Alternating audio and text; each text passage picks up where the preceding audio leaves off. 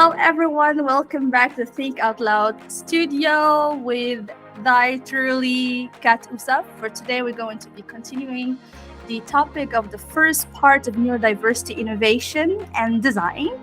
And for now, we're going to be discussing the folks who have been neurodiverse but may not have been diagnosed or even aware of their condition of having neurodiversity spectrum. Just a quick recap: neurodiversity is all about having certain condition that is denoted to the fact that the brain function is not working in a typical manner, as we have discussed on the first part. So we're talking about ADHD, attention deficit hyperactivity disorder, autism spectrum disorder, ASD, and Asperger's syndrome, dyslexia, dyspraxia, dysgraphia, dyspraxia, and also dyscalculia, Tourette syndrome like Bailey Eilish, intellectual disability, and specific learning disorders. For example, mirror writing, or jumbled words or jumbled numbers. So these are the type of, in the contemporary sense, we're going to say abnormalities, but then with the neurodiversity movement, we're actually understanding profoundly that we don't really have a normal brain, we don't really have a typical brain, we actually have different type of brain functions and in different spectrum with different variables and intensity. So for today, we're going to talk about the notable folks in the spectrum, such as Nikola Tesla. We all know Nikola Tesla now because of Tesla motor cars, but Nikola Tesla is one of the godfathers, or should I say the godfather of electricity, of AC electricity. He was a rival and a nemesis of Thomas Edison, but we all know that the top G is Nikola Tesla. Tim Burton, a genius in the arts. He's a movie director, and I believe that anything spooky, but some weird, in a weird way, it is absolutely stunning. Tim Burton has done it. Bobby Fischer is a chess grandmaster, and he has been able to see things that was not even possible for a normal brain. It was able to see 15, 20, 30 moves ahead of time. And of course, our contemporary celebrity in the tech world, which is Elon Musk. And Elon Musk, not only is he managing about 6 companies at the same time, not only is he planning to go to Mars, not only is he disrupting the space industry and the EV car industry, and also buying Twitter or X, Elon Musk is a whole ball game of what it means to be a neurodiverse, and he really has a profound effect on the young folks, on people who have felt that they were different from the norm, to actually excel in their interests, to be comfortable in their skin, and that is inspiring and absolutely beautiful. So the question for this episode is, why does neurodiversity matter? Neurodiversity matters because it helps us to understand that there is no one right way to think, learn, and behave, which is something that is already disruptive.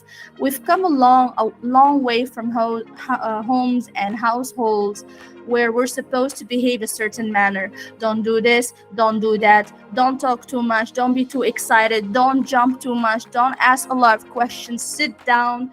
In all different languages, there was a lot of parenting, a lot of behaving protocols in society where we're supposed to be behaving a certain manner. And then when you bake in the schooling system where you're supposed to be sitting down on a table for over 7 hours straight, there's only one mode or 2 modes of learning. The way we're supposed to be behaving a certain manner, we're supposed to be uniform, and we have to learn the same way. We have to make sure that we are not being overexcited or thinking too much or asking too many questions, which put a lot of kids in the schooling system in a very disadvantageous point.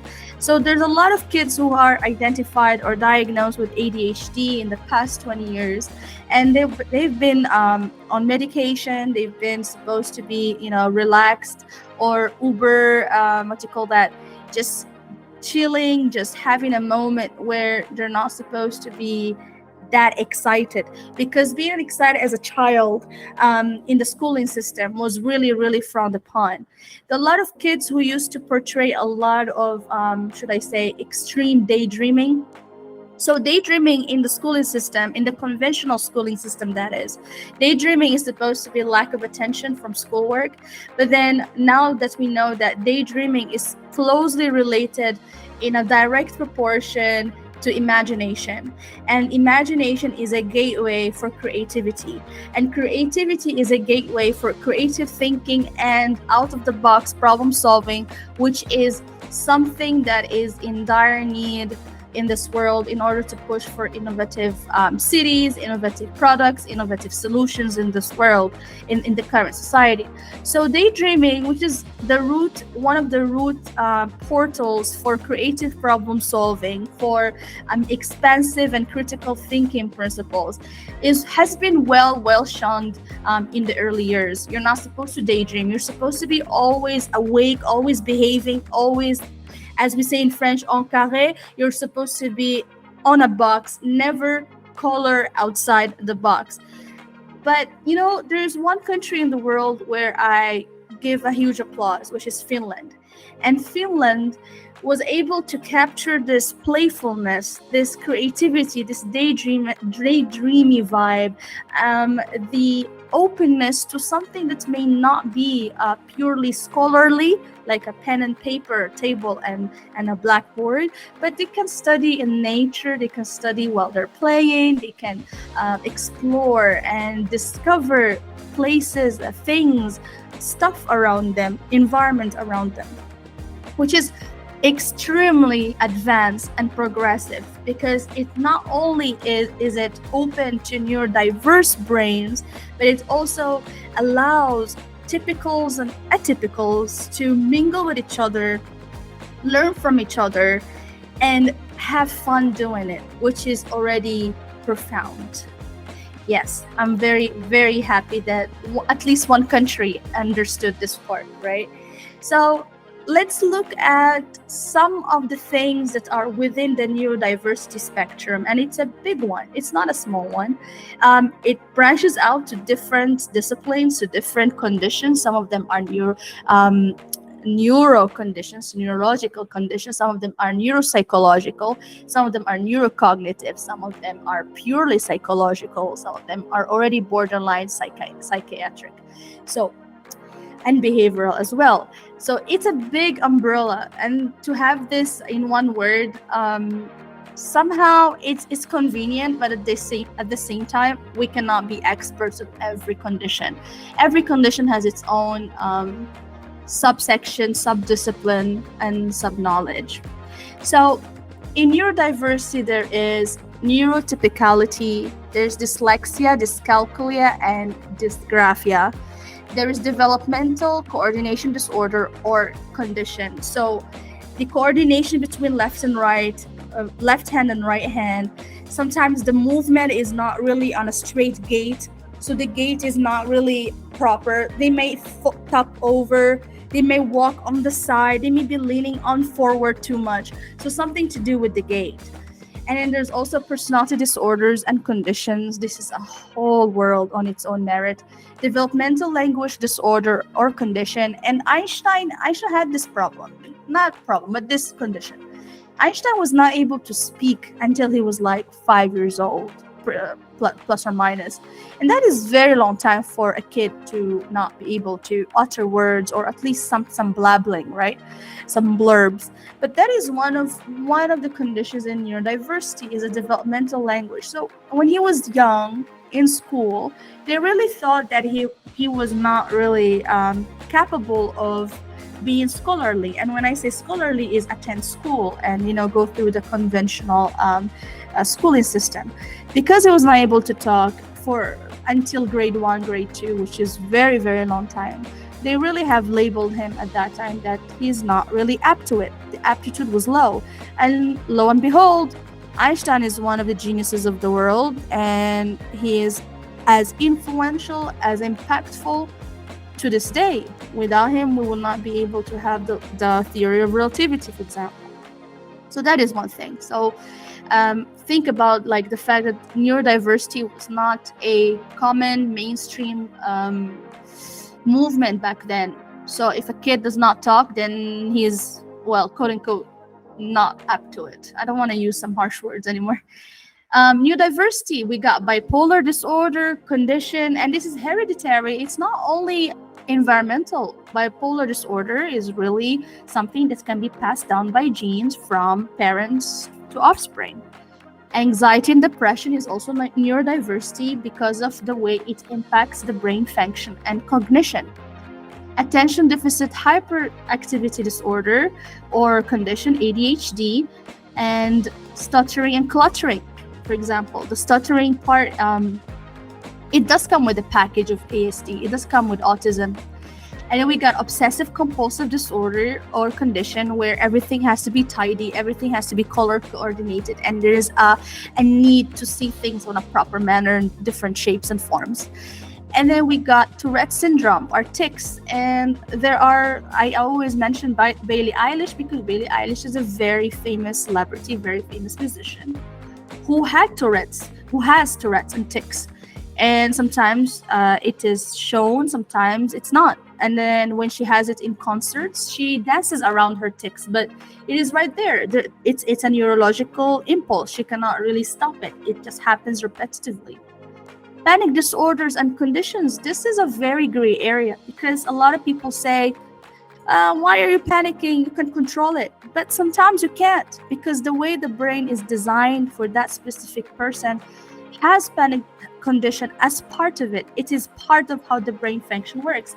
And a lot of times the reason for panic disorder or panic condition from a neurocognition point of view, when the person has a condition of panic, there's a lot of hypervigilance. They are really stressed out. They're really taking in all the information. So for example, if that person is driving, they will be looking at the rear mirror, they will be looking in front, they will be looking on the side. They don't want any distraction. They will be highly stressed, highly focused, and borderline about to lose their temper because that is extreme anxiety. Panic disorder has huge correlation with anxiety because it's extreme stress. You're very, very hypervigilant and hyper stressed, and that's the brain being on alert mode, like an emergency. All right, so I think we broke down neurodiversity pretty nicely on a simplified manner.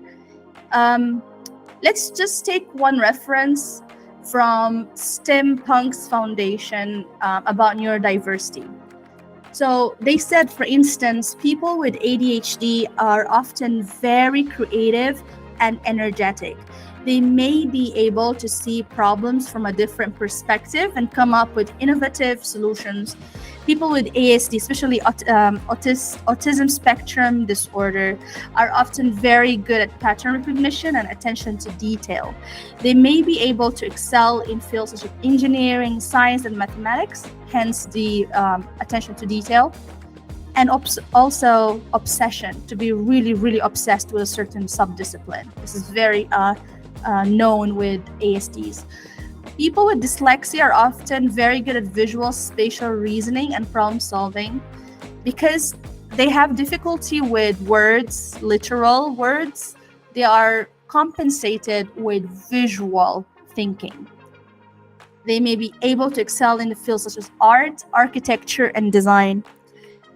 So it's really interesting, like in the extreme of things, in the extreme of fields such as art, architecture, and design, and then the other polarity is engineering, science, and mathematics. They may look different, but they are no different.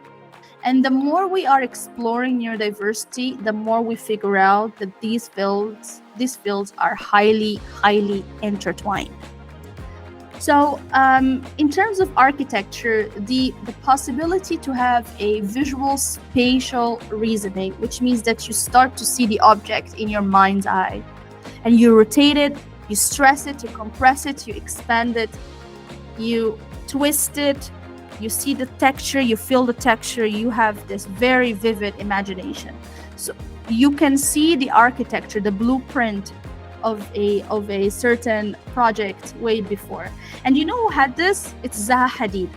Zaha Hadid, R.I.P. May she rest in peace and glory, was one of the pioneers, one of the freaking pioneers in architecture. But this type of architecture was mathematical architecture.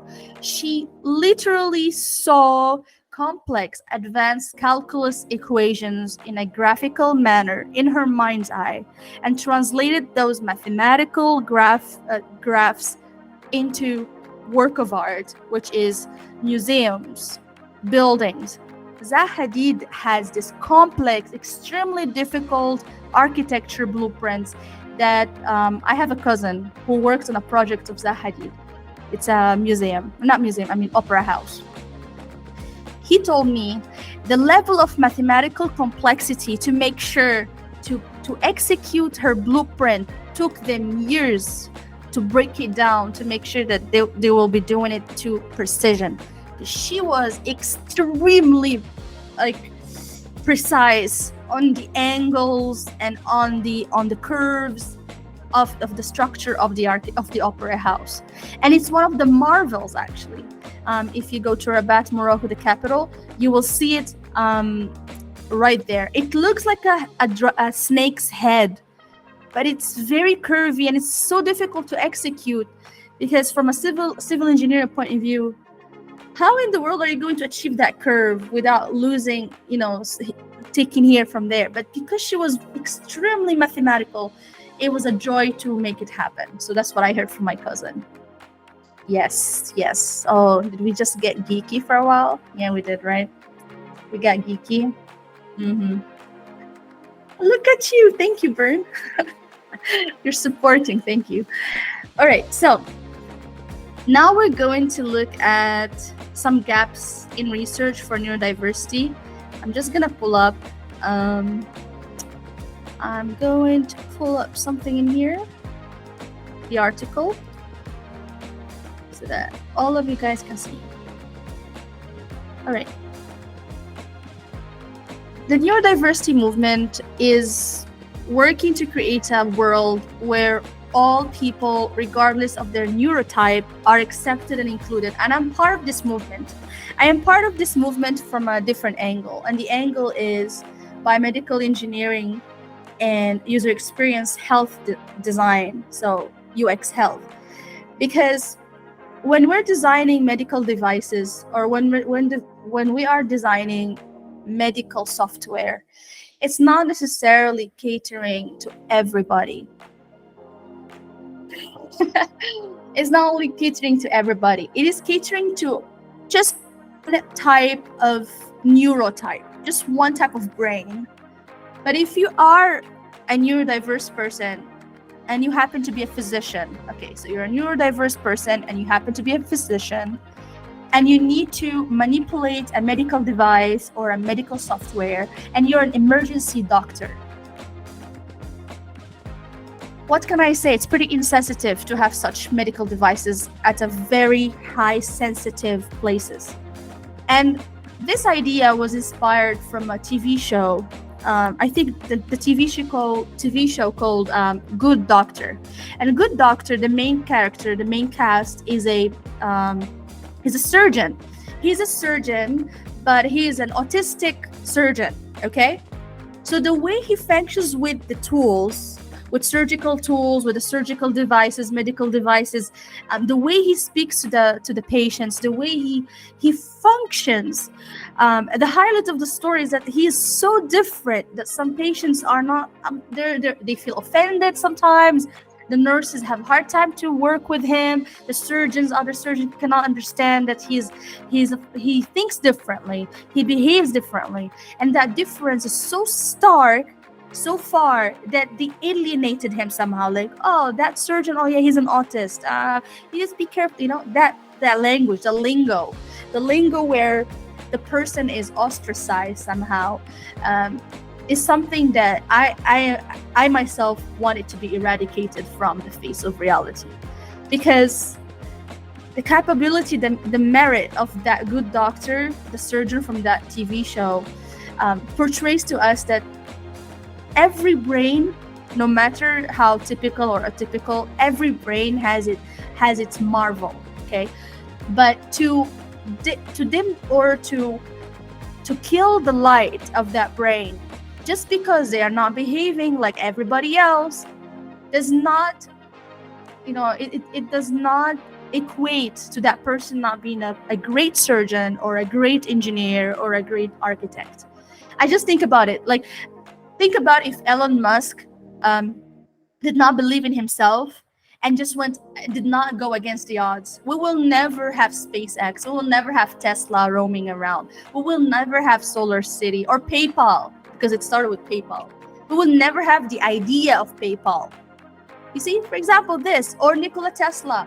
Nikola Tesla is he's a whole ball game, because we still have not reached to the depth of his innovations and inventions.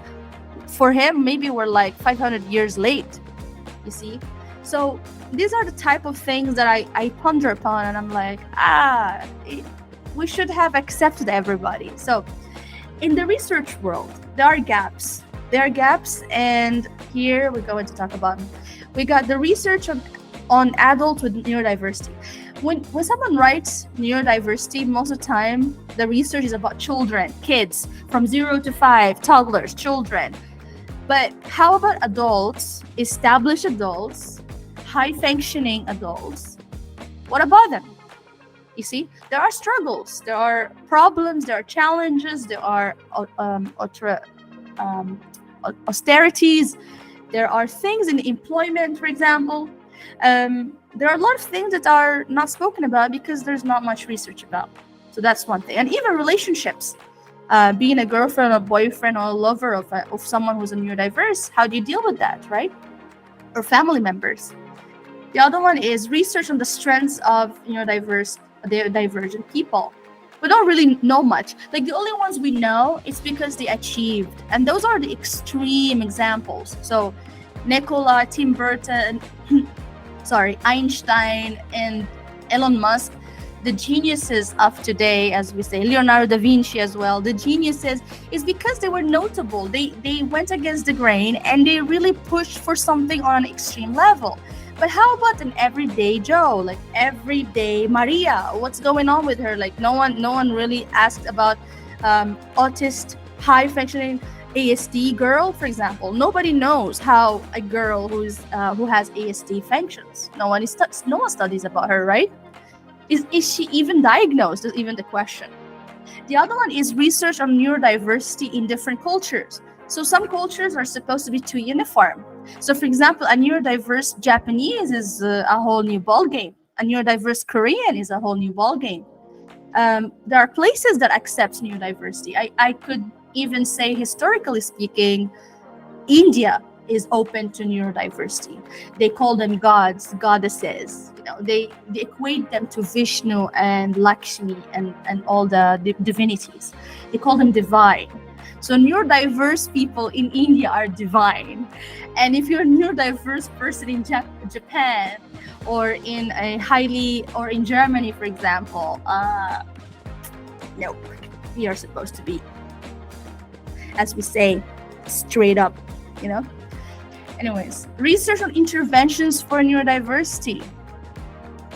This one is very, very difficult because training skills, so skilling up, upskilling, reskilling, employment training for neurodiverse people is not the same as the neurotypicals.